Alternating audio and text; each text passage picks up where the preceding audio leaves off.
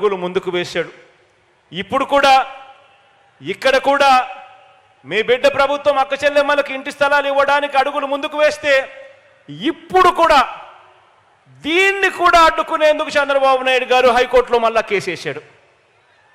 దీన్ని కూడా ఆలోచన చేయమని అడుగుతా ఉన్నా. వీళ్ళ బుద్ధులు ఎలా ఉన్నాయి, వీళ్ళ ఆలోచనలు ఎలా ఉన్నాయో ఆలోచన చేయమని అడుగుతా ఉన్నా. ఇవాళకి కూడా కోర్టులో చుట్టూ తిరుగుతూ ఉన్నాడు. వారు ఎంతకు తెగించిన, ఎంతగా దిగదారిన, ఎలాగైనా కూడా ఇక్కడ నిరుపేదలకు, నా అక్క చెల్లెమ్మలకు ఇళ్ల పట్టాలు ఇవ్వాలన్న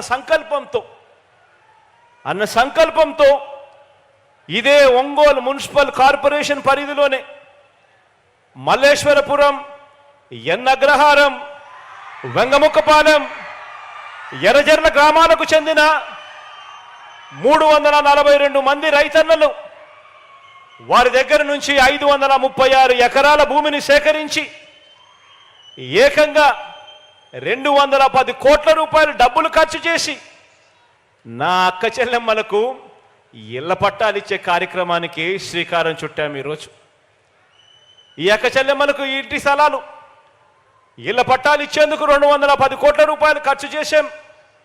మరో 21 కోట్ల రూపాయలు ఈ లేఅవుట్ అభివృద్ధి కోసం ఖర్చు చేస్తూ ఏకంగా 230 కోట్ల రూపాయలు ఖర్చు చేసిన తర్వాతే మీ బిడ్డని మీ దగ్గరికి వచ్చి మీ చిక్కటి చిరునవ్వుల మధ్య మీ అన్నగా, మీ తమ్ముడుగా మీ అందరితో మమేకమయ్యాడు.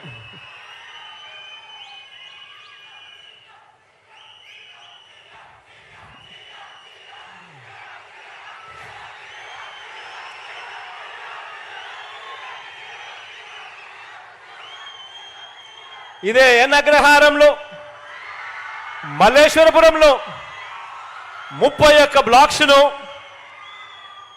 వెంగముక్కపాలెం, ఎర్రజర్లలో మరో 32 బ్లాక్స్తో జగనన్న మోడల్ టౌన్షిప్స్కు పూర్తిగా మౌలిక వసతులతో అభివృద్ధి చేస్తూ ఉన్నాం.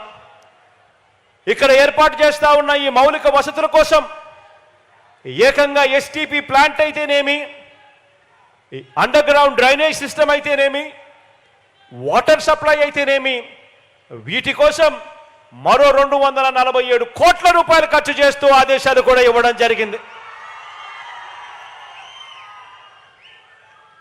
ఈ కార్యక్రమమే కాకుండా ఒంగోలు పట్టణానికి, ఒంగోలు ప్రజలకు మంచి జరిగిస్తూ ఏకంగా మరో 334 కోట్ల రూపాయలతో ఒంగోలులో తాగునీటి ఎద్దడిని నివారించే డ్రింకింగ్ వాటర్ స్కీమ్ కూడా ఈరోజే ఇక్కడే శంకుస్థాపన కూడా చేయడం జరిగింది.